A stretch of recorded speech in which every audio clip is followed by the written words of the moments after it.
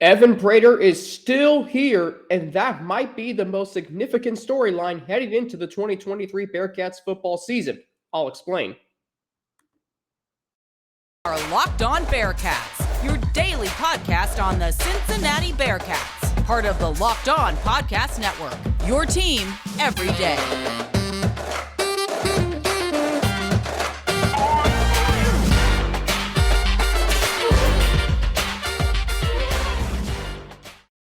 It is the start of a new week, and we are so happy that you made Locked On Bearcats your first listen of every day, free and available everywhere you get your podcasts, including right here on YouTube. Don't forget to subscribe to our Locked On Bearcats YouTube channel. Follow it too to get an alert every time we drop a new episode. Today's episode of Locked On Bearcats is brought to you by LinkedIn Jobs. With LinkedIn Jobs, you can hire qualified candidates more efficiently by matching open roles with people who have the skills, values, and experiences to help you achieve your 2023 goals. Post your job for free at linkedin.com/lockedoncollege. Terms and conditions apply. My name's Alex Frank, your host each and every day right here on Locked On Bearcats. We are part of the Locked On Podcast Network, your team every day. Evan Prater is still here, and the big thing is this year, I believe, is his last chance.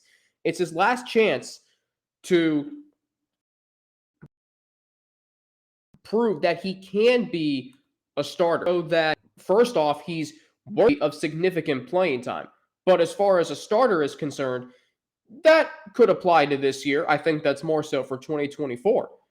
But how Evan Prater fares in spring practice, by the way, the spring game, April 15th, Saturday, April 15th.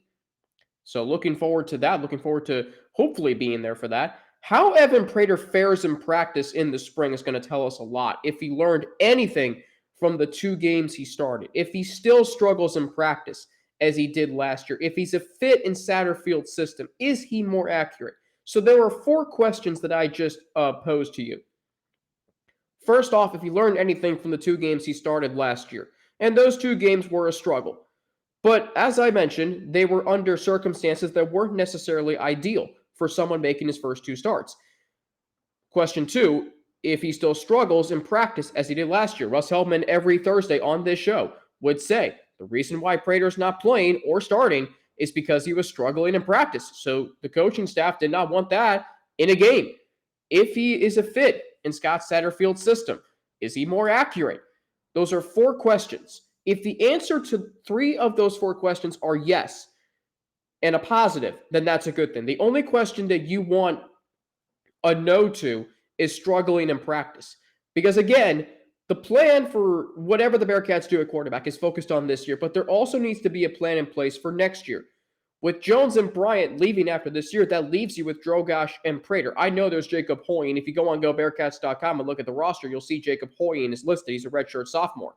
But you don't know if there's going to be a quarterback in the 2024 class. You think there will be, but you don't know who that's going to be and how serious can they give Prater and Drogosh a run for their money.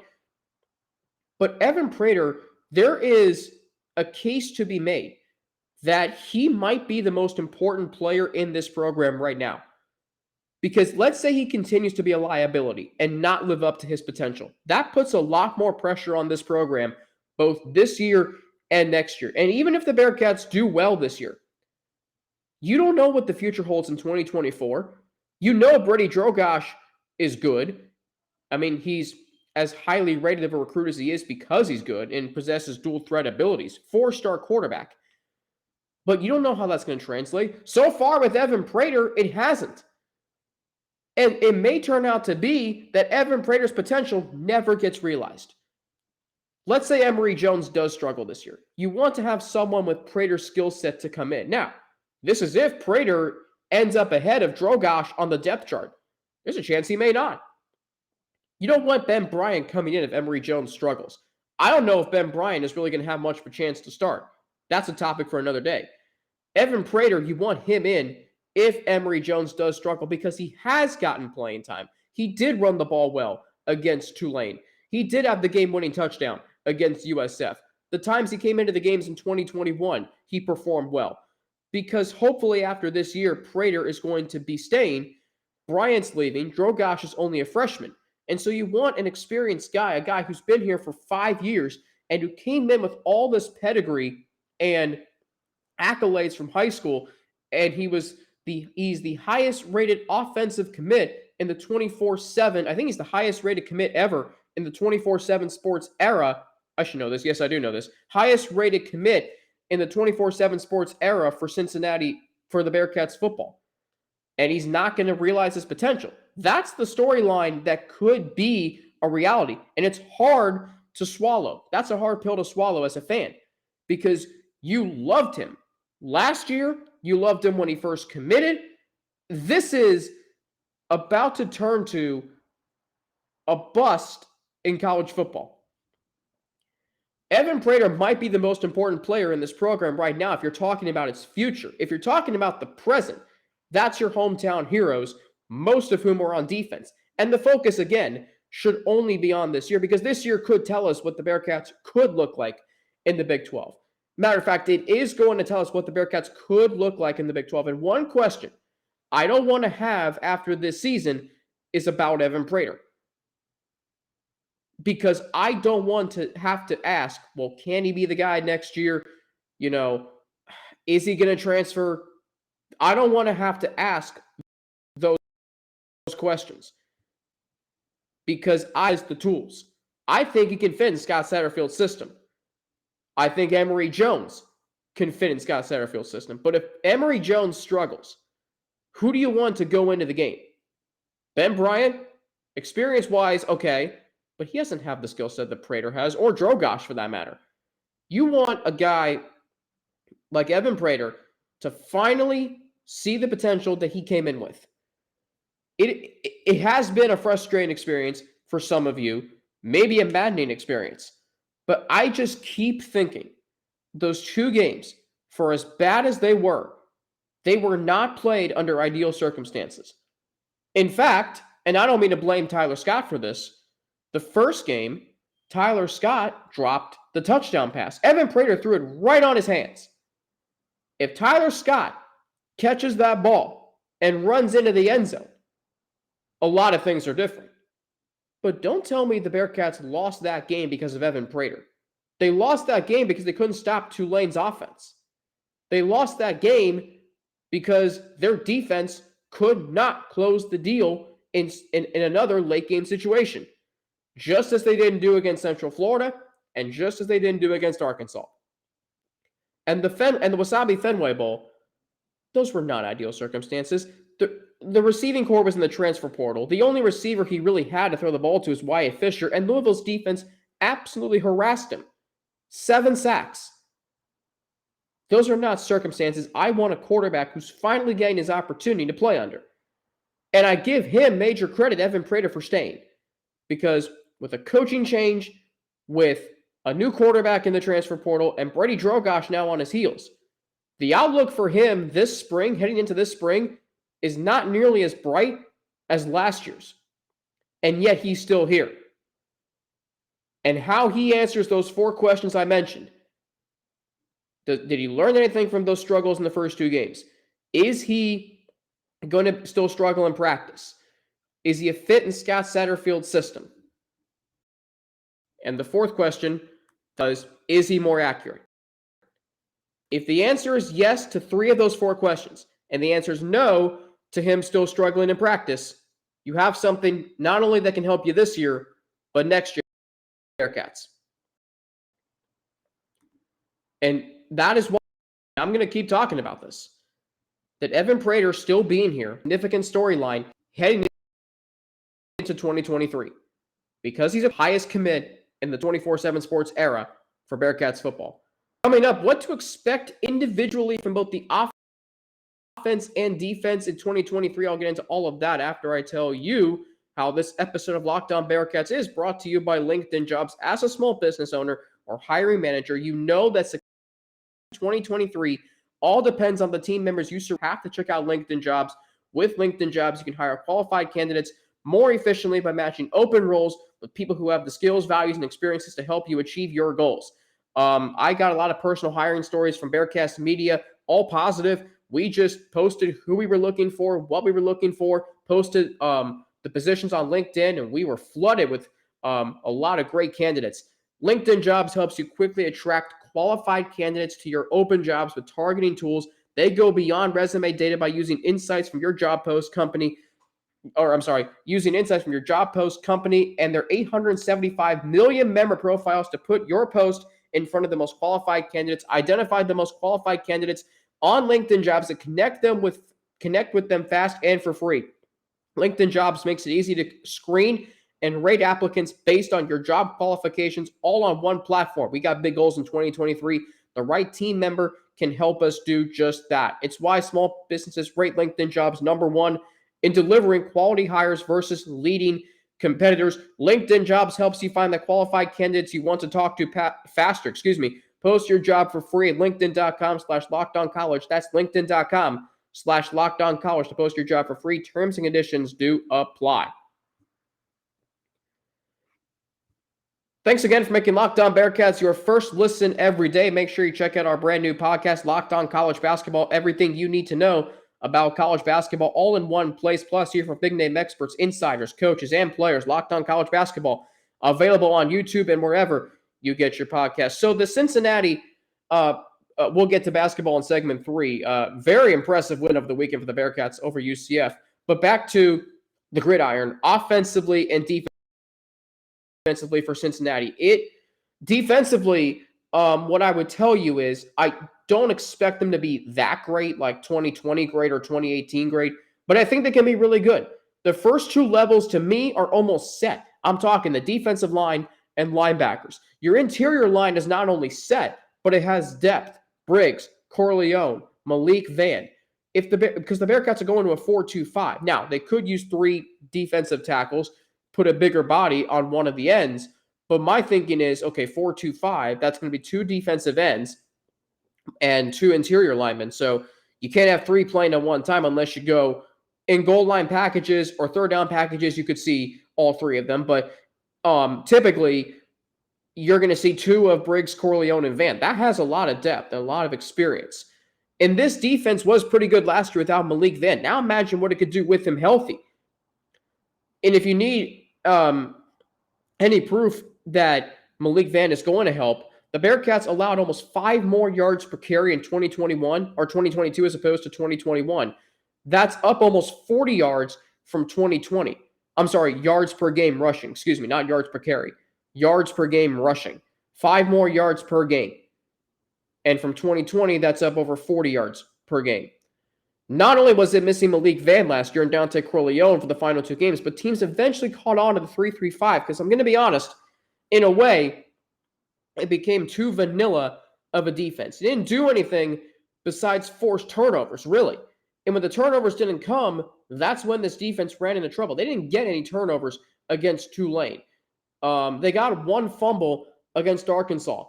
But in big games like UCF, they did force a turnover. But man, I mean, that was like luck. Last year, Louisville's defense, new defensive coordinator Brian Brown, Louisville gained 30 turnovers. Bearcats got 21. But keep in mind, turnovers are such a hard statistic to sustain year after year. And it felt to me last year the Bearcats relied on turnovers more because they couldn't just be secure in the fact that 1/2 of the field was taken from them because of how dominant Sauce Gardner was. Now you're entering this season without Javon Hicks, without Arquan Bush, who were 2 of your best playmakers on defense. And the question I have now is, can the guys still here, like Amorian Smith, Brian Threats, can the guys still here make enough plays? If the defense does what it did last year in terms of stopping opponents in every game that was not considered a big game and a game the Bearcats should have won, then this defense still is going to be really good. You saw Brian Brown and how good their defense was last year at Louisville. In 2022, top 25 in numerous categories. He's now bringing all of that here to Cincinnati. Offensively, I think to me, and Charlie Goldsmith, who covers the Bengals and Reds for the Cincinnati Enquirer, he was on Cincy 360 Friday afternoon with Tony Pike, former Bearcats quarterback, and Austin Elmore. He brought this up, and it's a really interesting point. He said the Bearcats offense this year is going to remind him a lot of the 2020 Bengals. And if you remember the Bengals in 2020, we saw the potential that was there within that offense. Burrow was incredibly sharp. T. Higgins, you saw the potential he had. Tyler Boyd was as solid as a rock. And it offered hope for the following year. We all know what happened then. If that's what the Bearcats offense can do this year, now the challenges are much greater than the Bengals, because the Bengals in 2020, they had their receivers, but they didn't have an offensive line. The Bearcats this year, we're going to talk about this more on Wednesday, they don't have either of those two positions set. And I'm telling you, that is going to factor heavily into what the Bearcats do in 2023. But if the Bearcats offense can show signs of what a Scott Satterfield offense can look like, this team can still be competitive. And this offense is going to offer you hope for 2024. That's what I expect from the offense this year. And that's that's what I hope. But your expectations should be low for this offense. You don't know who the quarterback is going to be. You don't know who's going to start up front on the offensive line. You don't know who's going to catch passes. When you don't know the answer to those three questions, that is where you run into problems. Coming up, a question that was answered about the Bearcats men's basketball. Explain what that question was after I tell you how this episode of Locked On Bearcats is brought to you by Built Bar. Looking for a delicious treat but don't want all of the fat and calories? Then you got to try a Built Bar. We just got through the holidays, and I know my goal is to eat a little healthier this year. If you're like me, where you want to eat healthier but don't want to compromise taste, then man, just the thing for you. You got to try Built. With Built, healthy is actually tasty. Seriously, they're so delicious, you won't even think they're good for you. Perfect for your New Year's resolution. What makes Built Bar so good? Well, for starters, they're all covered in 100% real chocolate. That's right, real chocolate, and they come in unbelievably good flavors like churro, peanut butter brownie, coconut almond. I'm not sure how Built does it, but these bars taste like a candy bar while maintaining amazing macros. And what's even better is that they are healthy. Only 130 calories and 4 grams of sugar with a whopping 17 grams of protein. And now you don't need to wait around and get a box for years. We've been talking about ordering your Built Bars at Built.com. Guess what? Now you can get them at your local Walmart or Sam's Club. That's right. Head to your nearest Walmart today, walk to the pharmacy section, and grab yourself a box of Built Bars. You can pick up a 4-bar box of cookies and cream, double chocolate, or coconut puffs. If you're close to Sam's Club, run in and grab a 13-bar box with our hit flavors, brownie batter, and churro. You can thank me later. Built Bar is revolutionizing deliciousness while maintaining healthiness. Saturday afternoon was a big, big win for Bearcats men's basketball. A big, big win. The Bearcats finding a way to beat UCF 73-64. And the question that was answered was, could this team close the deal against a quality opponent? And they did, with a resounding final 2 minutes. David DeJulius, who really is becoming a clutch player right before our eyes, a key assist to Victor Locken, who was tremendous once again on Saturday. 20 points for Locken. DeJulius with a 3 to ice the game. That also put him over the 1,000-point mark at Cincinnati. A tremendous performance from him. More on him in just a minute. But the Bearcats finally closed the deal against a quality opponent, and that's something that this team can build on in a crucial game tomorrow night. Because this game against Central Florida, first off, I thought the Bearcats came out aggressive. I thought, especially on the defensive end, defensively they made life rough for UCF. They really did. I thought the Bearcats defense was getting after it. They forced turnovers. They took the ball away with steals. There were back-to-back dunks off steals in the first half. And the next thing you know, the Bearcats are up by 16, 49-33. And you're feeling pretty good, especially with the way the defense played. So 49-33 with about 10 minutes to play. Now, then all of a sudden, the Knights decided to get back in the game. UCF, over a span of 8 minutes to just over 2 minutes to play in the game. And this is without their 3 best players. UCF's 3 best players were not playing in the game on Saturday. They made 4 threes, and they outscored the Bearcats 27-11. And everybody had to be thinking, here we go again. Were the Bearcats really going to let a team who was reeling coming in, having lost 4 straight games, were they going to really let the UCF Knights come all the way back and beat them on their home floor with 24 turnovers? And the answer was no. The Bearcats clamped down and closed out the game. That's what great teams do. The Bearcats aren't a great team yet, but I think they're a really good team that is starting to find itself a little bit. We're heading down the stretch in conference play, and there are going to be some much bigger challenges than what the Bearcats faced on Saturday. This Bearcats team, down the stretch, made free throws. Landers Nolly made plays. David DeJulius made plays. They did everything UCF did not.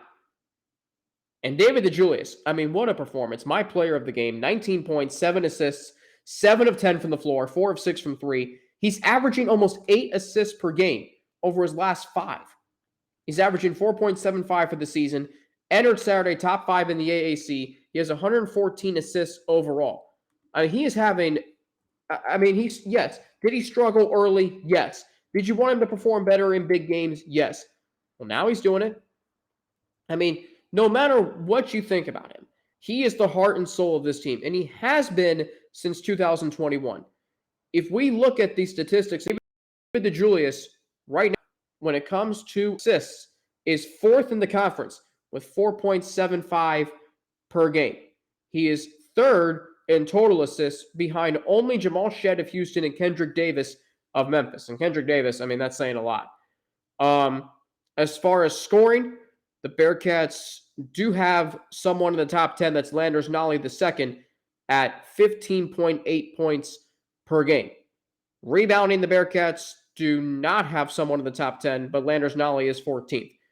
But when you look at what David DeJulius is doing, and the fact that he willed this team to victory, it was him, it was Landers Nolly, who didn't have, another worldly night shooting from 3. But when you watch him play, and Dan Horde talked about this on the broadcast Saturday, he talked about this on the coaches show Thursday night. You see the happiness that Landers Nolly II plays with, because that's the culture Wes Miller has created. And I was talking about this with Jason Williams Saturday night on 700 WLW.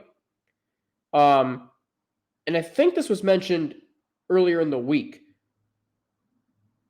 The Bearcats, Chad Brendel mentioned this, the culture of the Bearcats needed to be repaired. And I think it has been. Maybe it wasn't so much last year, because you still had players from the John Brennan era, and you still do. I mean, Adams Woods and Davenport and DeJulius are all Brandon products. More so Adams Woods and Davenport is that the locker room is prepared. There's a great culture. And yes, the Bearcats have taken their lumps this year, but there's still a lot to play for. Right now, if you look at the standings in the American Athletic Conference, if you look at the standings, the Cincinnati Bearcats are tied for 3rd with Memphis. Or I'm sorry, tied for 4th with Memphis. No, that's not right.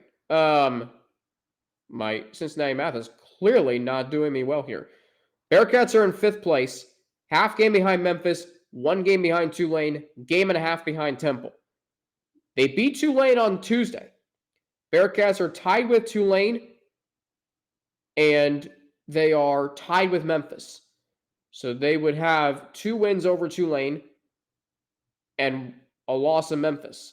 I'm not sure what that would do with the standings, but you have an opportunity to really start to ascend yourself into that 2-3 range. And that's going to be what ultimately gives the Bearcats the best chance to win the conference tournament. You don't want to be in the 4-5. Let Tulane and Memphis battle it out, and then the winner of that plays Houston. If you're a 2 or 3, you could end up playing a team like Wichita State. I'll take my chances there. You could end up playing UCF. I'd take my chances there. And then USF, ECU, SMU, or Tulsa. Give me any one of those teams all day.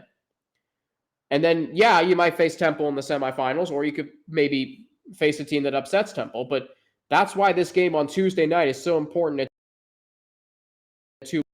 Tulane. And when you look at this, Tulane just beats on the road in overtime, and this is still a really good offensive team. Since these teams last played on December 29th, Jalen Cook and Jalen Forbes both average around 19 points per game. And since losing to Cincinnati in the conference opener, they're 7-2. They can really shoot the ball. They will allow opponents to score, but you're going to have to be damn near perfect to beat them, or you're going to have to play outstanding defense. That's how I look at this game. It could be a track meet. It could. But it could also be a game where the Bearcats defense takes over. I mean, we saw the Bearcats defense recently has been really good. It was good at SMU. It was good against ECU. Now, that's against bad teams in the conference. You got to find a way to do it against Tulane on the road. That's a 7 o'clock tip tomorrow night on ESPN Plus. Very much looking forward to that. Speaking of which, let's go over what we got coming up the rest of the week. On tomorrow's show, he's going to be in New Orleans. Joining me, Mo Egger from ESPN 1530 and 700 WLW to talk all things Bearcats, Scott Satterfield, the Big 12 schedule, and tomorrow's showdown between the Bearcats and the Green Wave. Wednesday, we're going to dive into how important offensive line and wide receivers, or how much of a factor they're going to play into the Bearcats offense in 2023. Then, 12:30 Eastern Time on Wednesday, as we do every week, Russ Hellman will join me for our weekly live room and comments in the chat. That'll be through YouTube. Thursday, that'll be the podcast form will be up for Thursday, and then working on something fun for Friday. And I will be back home in Cincinnati on Saturday. Very much looking forward to that. I'll be at the Bearcats men's basketball game Saturday against USF. So excited. Thank you so much for making Locked On Bearcats your first listen of every day. Now, for your second listen, check out our brand new podcast, Locked On College Basketball. Experts Isaac Shade and Andy Patton bring you everything you need to know on and off the court. Plus, hear from big-name experts, coaches, and players throughout the basketball landscape. Locked On College Basketball is available on YouTube and wherever you get your podcasts. I'm Alex Frank for Locked On Bearcats. Have a great rest of your day. I'm on Twitter at Frankie_Natty with 2 N's and an ATI. Instagram, AlexFrank_, and email at alex3frank@gmail.com. For Locked On Bearcats, I'm Alex Frank. We're part of the Locked On Podcast Network, your team every day. Thanks for making us your first listen every day. And we will talk, and I will be joined with Mo Egger tomorrow right here on Locked On Bearcats.